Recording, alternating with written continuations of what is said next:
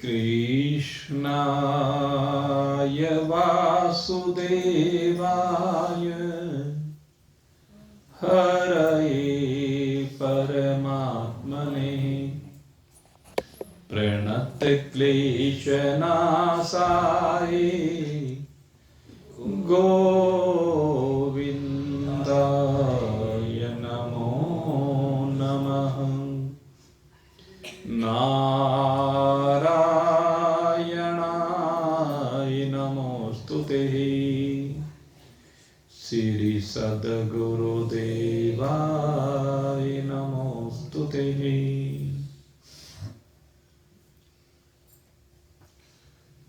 परम सौभाग्यशाली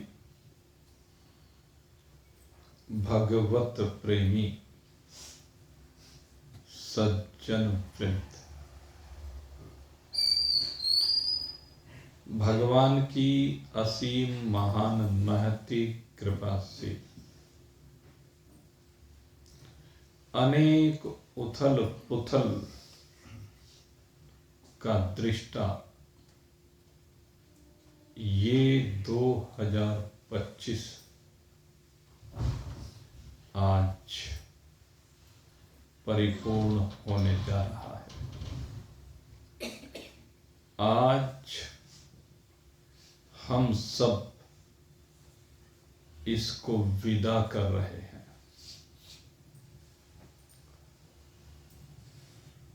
और आध्यात्मिक स्तर पर अगर देखा जाए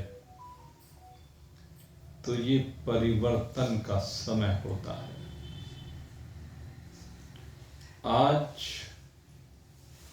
हमें परिवर्तित होना है।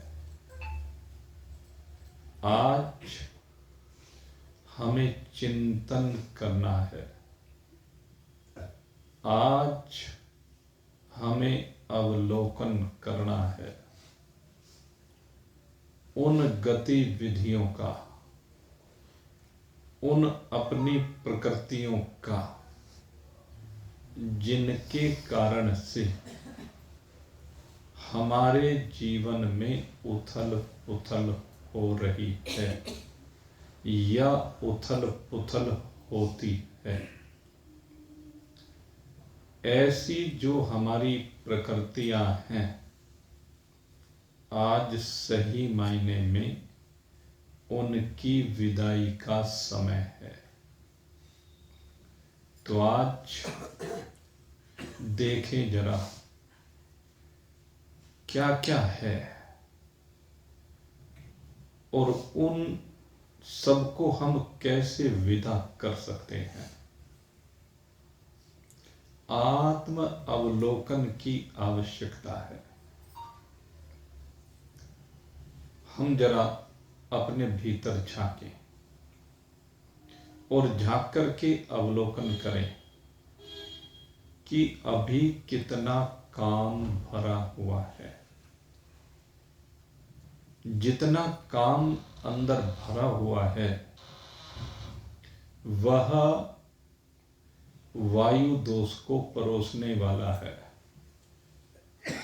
वह कफ की भांति है।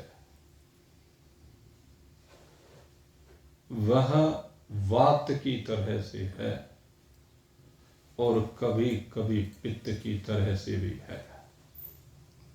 जो वात पित्त कफ त्रिदोष कहे गए हैं, ये काम तीनों को परोसता है।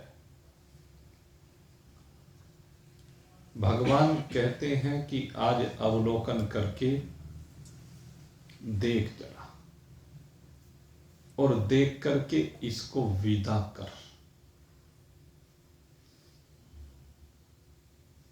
भगवान कहते हैं कि तू क्रोध का अवलोकन कर और इसको विदा कर। सबको नहीं कहते भगवान, क्योंकि सब विदा भी नहीं कर सकते। सब तो इसके अधीन हो रहे हैं और विदा करने वाले के ये अधीन हो जाते हैं। यह बात केवल भगवान अपने भक्तों को कहते हैं।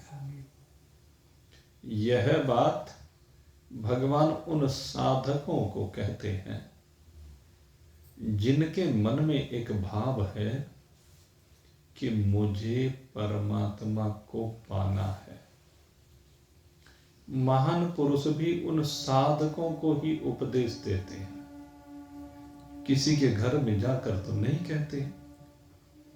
लेकिन जो सत्संग में आता है, जो उनके पास आता है, कहते हैं तू परिवर्तन कर, क्योंकि परिवर्तन ही संसार का नियम है। जन्म जन्म की पड़ी हुई आदतें, जन्म जन्म का बना हुआ स्वभाव तू परिवर्तित कर सकता है अगर चाहे। अगर कोई ना चाहे तो भाई उसकी तो बात हम क्या करें, लेकिन जो चाहता है वह परिवर्तित कर सकता है। और मैं तो एक बात कहा करता हूं, दुनिया में कोई ऐसी वस्तु नहीं है जिसके बिना आप ना रह सके। संसार में जितने भी भोग्य पदार्थ हैं, जिनका आप सारे जीवन भोग कर रहे हैं या काम में ला रहे हैं, भोगना भी कहूं तो, आपका उन प्रत्येक पदार्थ के बिना काम चल सकता है। बस उनमें जाती हुई वृत्ति आपको बांध लेती है। उस वृत्ति को उनके आकर्षण से बाहर निकाल दो तो वही बंधन छूट जाएगा, वही कारण समाप्त हो जाएगा। सारा खेल यही तो है। और साथ साथ एक दूसरी बात और भी है भाई, जो बड़ी महत्वपूर्ण है। दुनिया में कोई ऐसा प्राणी नहीं है जिसके बिना आपका काम ना चल सके। ऐसा कोई भी प्राणी नहीं है, सबके बिना काम चल ही जाता है। आप विचार करके देखें, कितने प्राणी अब तक आपके जीवन से विदा हो गए और लगता था कि इनके बिना तो काम चलेगा नहीं, लेकिन काम तो चला नहीं। विचार कीजिए, माता पिता जिनसे शरीर उत्पन्न हुआ, जो निमित्त बने, क्या एक दिन छोड़कर नहीं गए? जिनके बिना जन्म देने के उपरांत ये लगता था कि रहना संभव नहीं है, क्या उनके बिना रहे नहीं? किसी का एक साथी बिछुड़ जाए, क्या उसके बगैर जी नहीं रहे हैं? किसी के पति बिछड़ गया, किसी की पत्नी बिछड़ गई। और बिछुड़ना तो भाई नियम है, संयोग और वियोग। संसार में जिसका भी संयोग हुआ है, जिसका भी मिलना हुआ है, वह निश्चित रूप से बिछड़ेगा। इसलिए भगवान कहते हैं कि जो ये संबंध हैं व्यक्तियों के साथ या वस्तुओं के साथ, कहते उस संबंध को डिस्कनेक्ट कर। कैसे डिस्कनेक्ट कर? कहते ये मान कि ये काल्पनिक है। संबंध कहीं तोड़ने की आवश्यकता नहीं है और ना ही कहीं जोड़ने की आवश्यकता है, अपितु ये सारे संबंध काल्पनिक हैं, काम चलाऊ हैं, क्षण भंगुर हैं, परिवर्तनशील हैं। इसलिए इन संबंधों में जो आसक्ति है, उस आसक्ति को तो समाप्त कर दे। जैसे ही संबंधों की आसक्ति समाप्त होगी तो असंग हो जाएगा, और जैसे ही तू असंग हो जाएगा, अपने स्वरूप में विराजमान हो जाएगा। हृदय की गांठ का भेदन हो करके तभी तो तू अपनी निज स्वरूपता में आएगा। वस्तुओं और व्यक्तियों, इन दोनों के छूटने के बाद रहता क्या है? क्योंकि इसमें सारा पंच भौतिक, सारा संसार आ जाता है। इसमें आकाश भी, इसमें वायु भी, इसमें अग्नि भी, इसमें जल भी, इसमें पृथ्वी भी, पांचों ही तो भूत आ गए। ये काम, ये क्रोध, ये लोभ, ये मोह, ये मद, ये मात्सर्य, ये राग, ये द्वेष, ये ईर्ष्या, ये सद्भाव जितने भी हैं या कुभाव जितने भी हैं, सब इसमें आ जाते हैं। क्योंकि इसके साथ त्रिगुणात्मक प्रकृति का भी बिछोह है, उसकी भी विदाई है भाई। ये त्रिगुणात्मक जो प्रकृति है, सतोगुणी, रजोगुणी और तमोगुणी, ये तीनों प्रकार की प्रकृति से भी छुट्टी है। और जो पांचों भूतों से और तीनों गुणों से, तीनों गुण वाली प्रकृति से छुट्टी पा जाए, इनसे विलग हो जाए, इनसे संबंध डिस्कनेक्ट कर दे, तो फिर क्या रहेगा? एक रहेगा। और वो कौन है? वो तू है, वही तू है, वही तेरी वास्तविकता है। उसी वास्तविकता में स्थित होने के लिए, उसी वास्तविकता को जानने के लिए हम नित्य है, निरंतर अनेक साधनों को करते हैं। यज्ञ, दान, तपः, क्रिया। यज्ञ, दान और तप रूपी जितनी भी क्रियाएं हैं, वो क्या इसीलिए नहीं हो रही? इनके अंदर एक ही भाव निहित है कि मैं परमात्मा को पालूं। अपने को पाना या परमात्मा को पाना कोई दो चीज नहीं है, ये दोनों एक ही चीज है।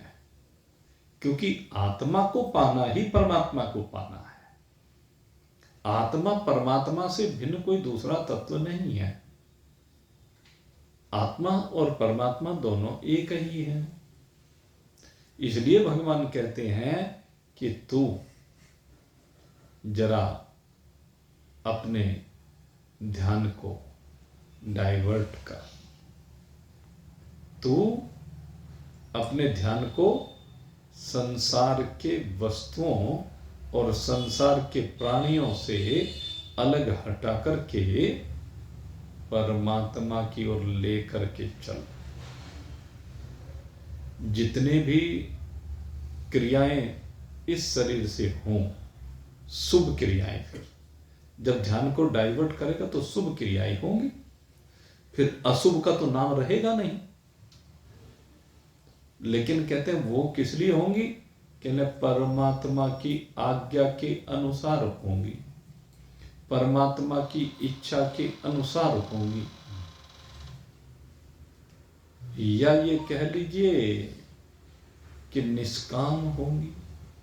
जो भी कार्य परमात्मा के निमित्त होता है, इसको समझ लेना। आप जो भी कार्य परमात्मा के निमित्त कर रहे हैं, वह कार्य निष्काम ही होता है। और जो किसी के निमित्त अन्न के कर रहे हैं, वह निष्काम नहीं हो सकता। वह चाहे संसार के निमित्त कर रहे हो, वह चाहे अपने रिश्तेदारों के निमित्त कर रहे हो, वह अपने स्वजनों के निमित्त कर रहे हो, या अपने निमित्त कर रहे हो, तो ये सब सकाम होता है।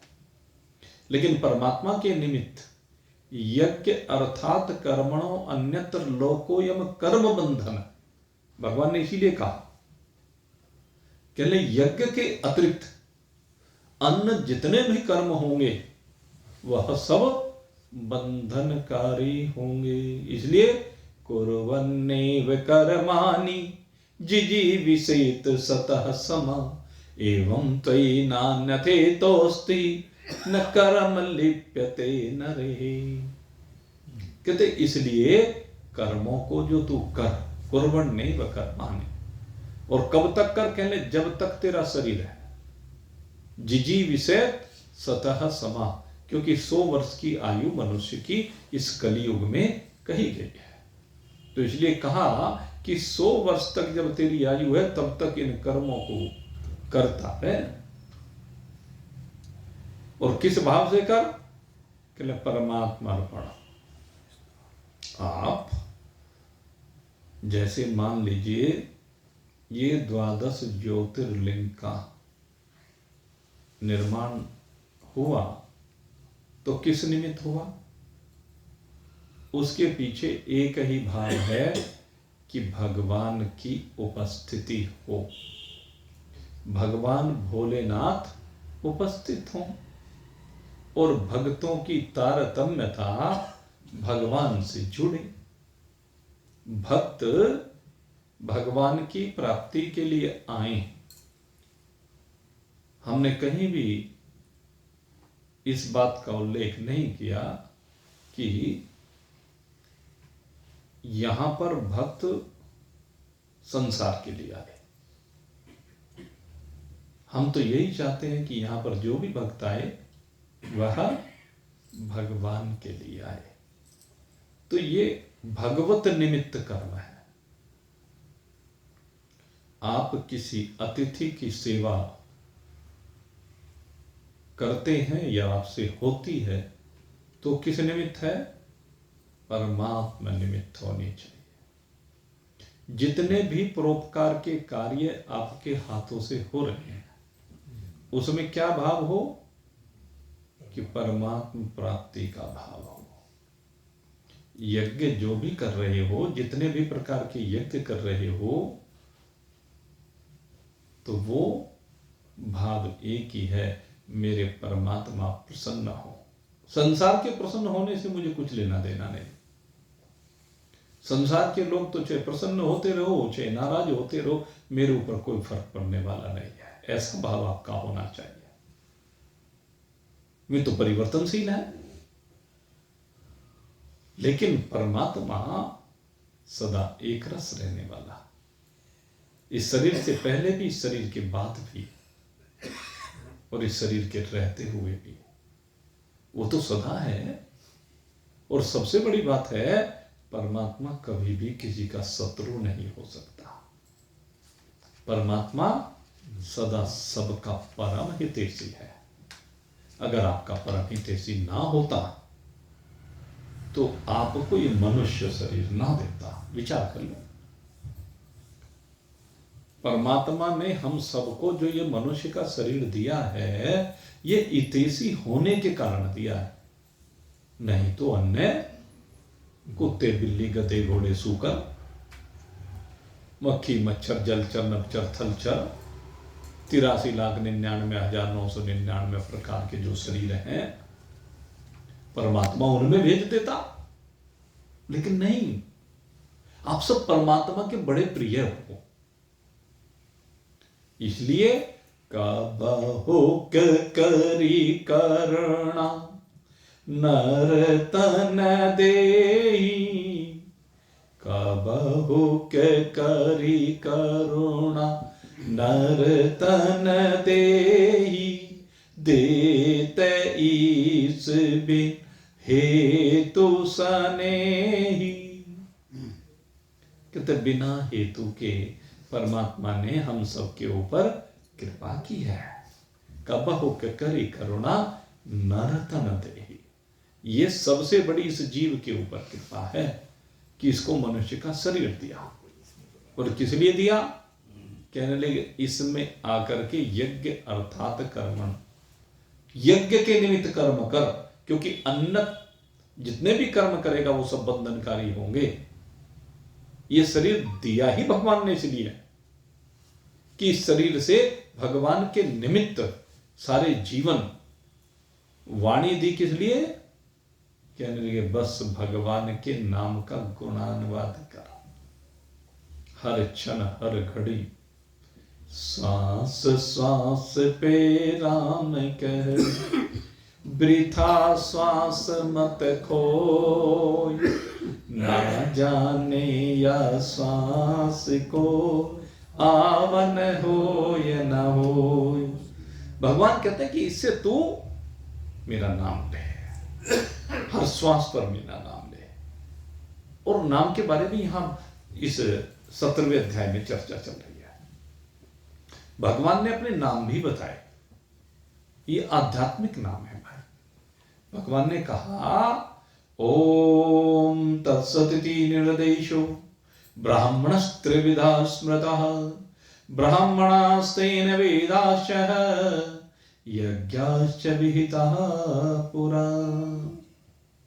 कहते हैं भाई 3 नाम है, ओम तत् सत। भगवान श्री कृष्ण कह रहे हैं कि मेरे 3 नाम हैं, कहले इन 3 नामों को तो सदैव ले। तस्मात् सर्वेषु कालेषु मामनो स्मरः, तू हर काल में मेरे नाम ले। कहते हम तो कृष्ण कृष्ण करते हैं, बड़ी अच्छी बात है। हम तो राम राम करते हैं, बड़ी अच्छी बात है। शिव शिव करते हैं, बहुत अच्छी बात है। लेकिन भगवान, इस श्लोक को याद रखना, 23वां श्लोक है ये 17वें अध्याय का। यहां भगवान समझा रहे हैं, कह लगे तू जो भी काम कर उससे पहले ओम तत् सत, जो भी काम कर उसके बाद ओम तत् सत। आपने देखा होगा अनेक बार आप रामायण के पाठ में गए हो, रामचरितमानस का जो पाठ होता है गोस्वामी तुलसीकृत, जो रामचरितमानस है घर घर में होता है भाई। तो उस पाठ को जब करते हैं तो जहां पर भी दोहा आ जाता है तो दोहे के आने के बाद कुछ न कुछ एक संकीर्तन में कोई चौपाई बोलती जाती है। सामान्यतः जो बोली जाती है, मंगल भवन अमंगल हारी, द्रवहु सुदशरथ अजर बिहारी। राम सिया राम जय जय राम, राम सिया राम जय जय राम। तो आपने देखा होगा, कोई जरूरी थोड़ा ही ना दोहे के बाद ये सब चीजें बोलने। कहते हैं कुछ संपुट लगाए जाते हैं। संपुट का अर्थ क्या होता है? कोई भी क्रिया जब आप करते हैं, कुछ भी आप मंत्र जाप करते हैं, उसमें अगर संपुट लगा देते हैं तो उससे उसकी शक्ति कई गुना बढ़ जाती है। अक्सर जो पंडित लोग होते हैं, जैसे किसी को महामृत्युंजय कराना हो तो महामृत्युंजय का एक सूक्ष्म रूप है बीज मंत्र ओम ह्रोम जूम सह। तो इसका संपुट लगाते हैं। जब आरंभ करते हैं मंत्र को तो ये सीधा संपुट लगता है, और जब ये मंत्र परिपूर्ण हो जाता है तो उसके बाद उल्टा ओम ह्रोम जूम से, इसके बजाय से जूम ह्रोम ओम, ये संपुट। तो इससे कहते हैं कि मंत्र की शक्ति बेहद बढ़ जाती है। लेकिन यहां भगवान क्या कर रहे हैं? ओम तत्सत, कहले जो भी करो ये संपुट लगा दो। ये संपुट है भाई, ये भगवान का नाम संपुट है। हरि ओम तत्सत, यहां ओम तत्सत कहा, लेकिन हमारे अभ्यास में हरि ओम तत्सत है। मैंने आपसे पहले भी इस बात की चर्चा की थी पूर्व सत्संग में। तो ये और सोने में सुहागा हो गया। ओम तत्सत के साथ अगर हरि लगा दिया तो वो और अधिक असर करता है, क्योंकि हरि कौन है? जो हरण करने वाला है। किसका? हमारे अज्ञान का। क्योंकि जन्म जन्मांतर से हम अज्ञान से बंधे हुए हैं, नासमझी से बंधे हुए हैं, अपने स्वरूप को नहीं जानते। अज्ञान क्या है? जो जैसा है हम उसको ना जाने, उस तरह से उल्टा जाने। हम हैं तो सत्य, समझ रहे हैं अपने को असत्य। हम हैं तो अमर, लेकिन समझ रहे हैं अपने को मरने वाला। हम हैं तो अविनाशी, लेकिन समझ रहे हैं अपने को विनाशी। तो ये क्या है? इसी का नाम अज्ञान है। माया के कारण से, ये त्रिगुणों के बंधन के कारण से भी हमने अर्थ का अनर्थ कर लिया है। जो असत है उसे तो सत्य समझ रहे हैं। असत्य क्या है? संसार है। और सत्य क्या है? परमात्मा है। ब्रह्म सत्यम जगन मिथ्या। जगन मिथ्या है, लेकिन हमारी दृष्टि में जगत सत्य है। और जो ब्रह्म सत्य है वो हमारी दृष्टि में कुछ है ही नहीं। उसे हम कुछ समझते ही नहीं, उसे हम कुछ मानते ही नहीं, कि वो तो हमें कहीं दिखता नहीं है। अरे जो देखने वाला है वो दिखता है क्या? देखने वाला कभी देखा नहीं करता। देखने वाला कैसे दिखेगा? तो परमात्मा देखने वाला है। परमात्मा साक्षी है, गवाह है आपकी हर क्रिया का। इसलिए जरा बदलो अपने को। परिवर्तन काल है ना, छोड़ दो सब। जिसको भी पकड़ रखा है सब छोड़ दो, और आगे से नया पकड़ो मत। अगर यदि पहले वाले को छोड़ दिया और आगे से पकड़ा नहीं तो क्या होगा? कि मैं छोड़ू किसे और पकड़ू किसे? फिर बात ही नहीं रह जाएगी छोड़ने की। जब एक बार सर्वस्व छोड़ दिया, क्या छोड़ दिया? अज्ञान। अज्ञान को छोड़ना है, समझ बनानी है। मैं शरीर नहीं हूं। जब ये समझ बनेगी कि मैं शरीर नहीं हूं, तभी तो अज्ञान समाप्त होगा। जब तक शरीर को मैं समझता रहूंगा, शरीर को मेरा समझता रहूंगा, तो इन वस्तुओं से, इन प्राणियों से संबंध जोड़ता रहूंगा। तब तक इन आकाश, वायु, अग्नि, जल, पृथ्वी से मेरा संबंध बना रहेगा। इस सदगुण, रजोगुण, तमोगुण से मेरा संबंध बना रहेगा। इसलिए इस अज्ञान के कारण से जो संबंध बना है, इस संबंध को एक तरफ एक बार कर दीजिए। एक बार एक तरफ करने के बाद फिर से न फिर जोड़ना है न फिर तोड़ना है। जोड़ तोड़ से बाहर निकल जाएंगे, संयोग वियोग से बाहर निकल जाएंगे, जन्म और मरण से बाहर निकल जाएंगे। लाभ हानि, जय पराजय, मान अपमान, सारे भाव निवृत्त हो जाएंगे। और क्या रह जाएगा? कि एक तेरी वास्तविकता रह जाएगी। और हम सबकी एक वास्तविकता क्या है? एक परमात्मा। एक परमात्मा के अलावा कोई दूसरी वास्तविकता है ही नहीं। सभी की वास्तविकता एक केवल परमात्मा है। वह परमात्मा ही सत्य है। उसी परमात्मा का यहां इस मंत्र में निर्देश किया गया है। प्रतीकात्मक रूप से उस परमात्मा को समझाया गया है कि जिस समय ब्रह्मा जी ने सृष्टि का शुभारंभ किया, वैसे तो इसमें ब्रह्मा जी की सृष्टि के शुभारंभ से भी पहले की बात कर रहे हैं। ब्रह्मा जी भी बाद में अस्तित्व में आए।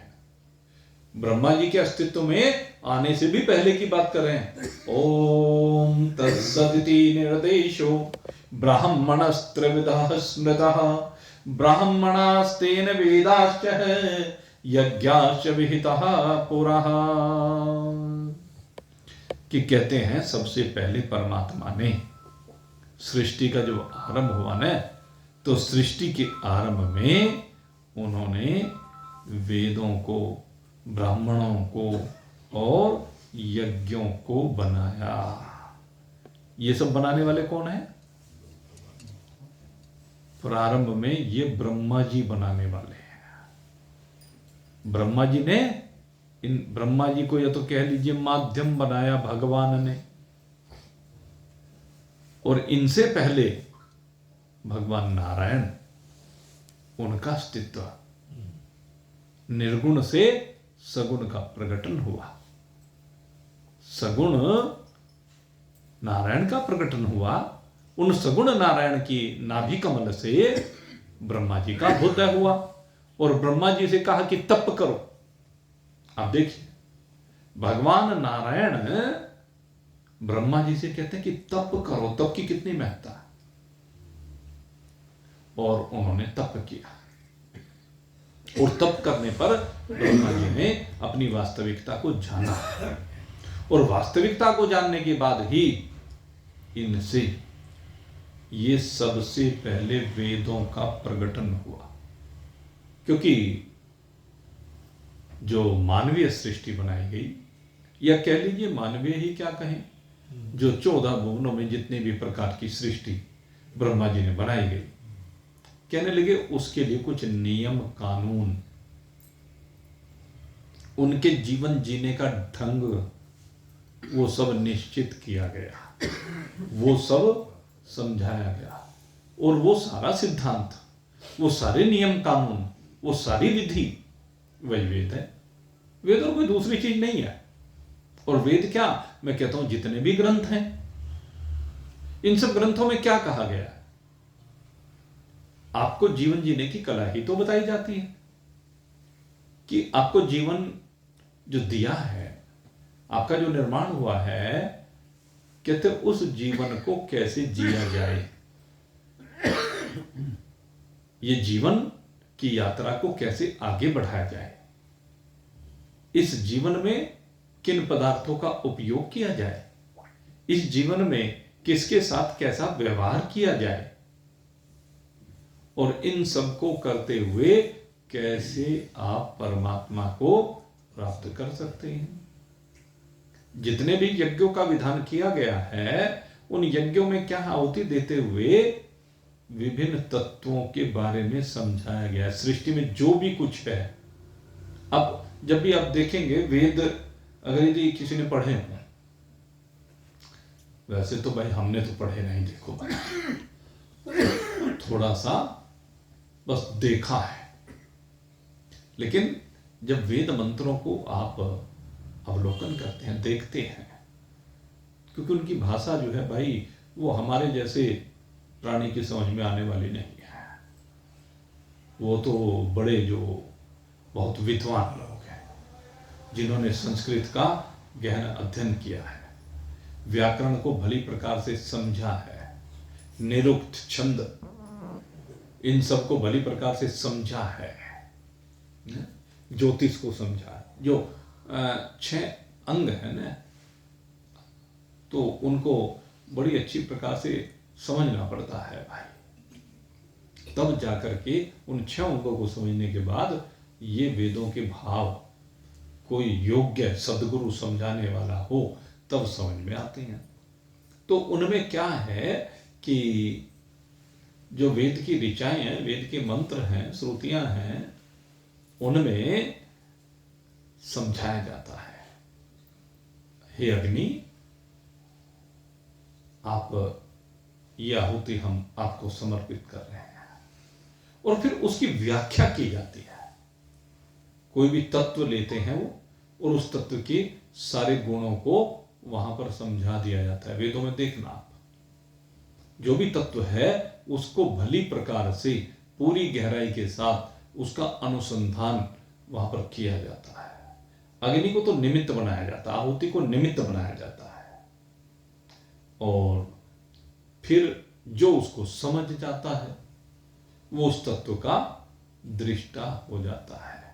जितने भी ऋषि हुए हमारे यहाँ, उन ऋषियों ने उन मंत्रों को देखा, उन मंत्रों का अवलोकन किया, या कह लीजिए उन शक्तियों का अवलोकन किया, उन गुण धर्मों का अवलोकन किया, और अवलोकन करने के बाद जब उनकी समझ में आ गया तो उसको एक मंत्र में पिरो दिया गया, एक मंत्र का मन का बना दिया, ये कह लीजिए।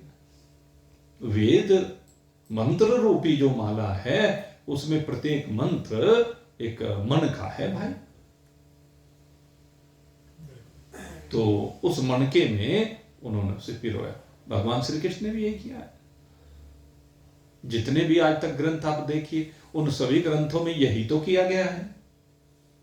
इन सब ग्रंथों में आपको जीवन जीने की कला समझाते हुए, अनुसंधान करते हुए, और आपको भी यही कहा कि तुम भी अनुसंधान करो। जितने भी मंत्र हैं इनके माध्यम से अनुसंधान करो। कि अनुसंधान किसका करना है? कि दो का करना है, एक सत का, एक असत का। और जब आप सत और असत का अनुसंधान करोगे तो आप पाओगे असत कुछ है ही नहीं। जिसे असत्य कह रहे हैं वो कुछ है ही नहीं। सत्य तो केवल एक परमात्मा है। एक परमात्मा की सत्ता ही सत्य है। परमात्मा की सत्ता से विरक्त कुछ है ही नहीं। ना सतो विद्यते भावो न भावो विद्यते सतः उभोरपि दृष्टोन्तिस्तवनयोस तत्वदर्शी भी। तत्वदर्शी के लिए जो तत्वदर्शी महान पुरुष हैं, उन्होंने इन दोनों के तत्व को भली प्रकार से देखा है। सत्य के तत्व को भी देखा है और असत के तत्व को भी देखा है। और सत और असत दोनों के तत्व को देखने के बाद क्या निर्णय लिया कि ना सतो विद्यते भावो न अभावो विद्यते सतः। कि सत का तो कभी अभाव ही नहीं हो सकता। सत्य तो सदा ही विराजमान रहने वाला तत्व है। और कहते हैं जिसे असत्य कह रहे हैं, असत कुछ होता ही नहीं। असत माने झूठा, मिथ्या, कल्पना। जैसे रस्सी में सांप भासता है, रस्सी में सर्प भासता है किसके कारण? अज्ञान के कारण से। ऐसे ब्रह्म में जो जगत भासता है वो अज्ञान के कारण से भासता है। आप मरुभूमि में जाइए। हम अभी लंका की यात्रा पर गए तो श्रीलंका की जो यात्रा की, वहां एक जगह पर क्या हुआ कि अशोक वाटिका से जब वहां कैंडी की ओर हम आ रहे थे तो बस में बैठे हुए कहने लगे आगे बारिश हो रही है। वो मेरे से कहा कि आगे बारिश हो रही है सड़क पे। मैंने कहा भाई ये बारिश नहीं हो रही, ये धूप पड़ी हुई है और ये धूप के कारण से आपको गीला लग रहा है। ये धूप के कारण से लग रहा है, इसमें बारिश नहीं है। इस समय बारिश जब हुई होगी लेकिन इस समय बारिश नहीं है। नहीं, धरती सड़क गीली है। तो सड़क पर अनेक बार हमें लगता है और अक्सर गर्मियों में तो लगता ही है। ये धूप के कारण से ही होता है। जब किरणों पर क्या जो धूप की किरणें हैं वो प्रतिबिंबित होकर के हमारी आंखों तक आती हैं तो कभी कभी हमें भान होता है कि ये जल है, जबकि होता नहीं है। तो जैसे रेगिस्तान में जल नहीं होता, रेत होता है। जैसे रस्सी में सर्प का भास होता है, भान होता है, लेकिन सर्प होता नहीं है। उसी प्रकार से मेरे मित्रों, जैसे रस्सी में सर्प नहीं है, मरुभूमि में जल नहीं है, ठीक उसी प्रकार से ब्रह्म में तीन काल में जगत की कोई सत्ता नहीं है। इसीलिए कहा ब्रह्म सत्यम जगन मिथ्या जीवो ब्रह्मेव नापरः। ब्रह्म ही सत्य है और बाकी सब कुछ मिथ्या है। तो भाई इस मिथ्या की विदाई करनी है। ये जो हमने आज चर्चा को प्रारंभ किया, क्या करना है? इस 2025 का आज आखिरी दिन है। तो आज आखिरी दिन जो मिथ्या है, जो रहने वाला नहीं है, जो छूट ही जाने वाला है, तो उसे पहले ही छोड़ दो। कैसे छोड़ दो? स्वरूप से नहीं छोड़ने की आवश्यकता होती, मन से छोड़ दो, अटैचमेंट छोड़ दो। ये जो आसक्ति है ना, इसको छोड़ने की आवश्यकता है। और जब हम आसक्ति को छोड़ देंगे तो आप देखेंगे कि बस एक ब्रह्म जो सत्य तत्व है वही रह जाएगा, उसके अलावा और कुछ नहीं रहेगा। तो इस प्रकार से मैं चाहता हूं कि हम आज प्रयास करें। 3-3.5 घंटे का समय रह गया है भाई। इस 3-3.5 घंटे में अब जो है विदाई करें, अच्छी प्रकार से काम की, क्रोध की, लोभ की, मोह की, मद की, मात्सर्य की, हिंसा की, द्वेष की, जो अहंकार है, जो ईगो है, इन सब की विदाई करें। जड़ता की विदाई करके चैतन्यता में विराजमान हो, असत्य की विदाई करके सत्य में विराजमान हो, दुख की विदाई करके आनंद में विराजमान हो। आप सबके लिए बहुत बहुत शुभकामना है कि आप इस दिव्य अलौकिक आनंद से संयुक्त होंगे। आप सबके लिए बहुत बहुत शुभकामना करते हुए अब आज के सत्संग को यहीं पर विश्राम दे देते हैं और कल नए सत्र में आंगल भाषायाम नवीन सत्र है, आंगल भाषा का जो नवीन सत्र है 2026, उसमें पुनः आपके सन्मुख होंगे और कल अन्नपूर्णा माता का प्रसाद भी लगेगा। पहले लाला जी की दुकान पर दिन में लगेगा और रात्रि को यहाँ भी प्रसाद का वितरण करेंगे। बोलिए सच्चिदानंद भगवान की जय।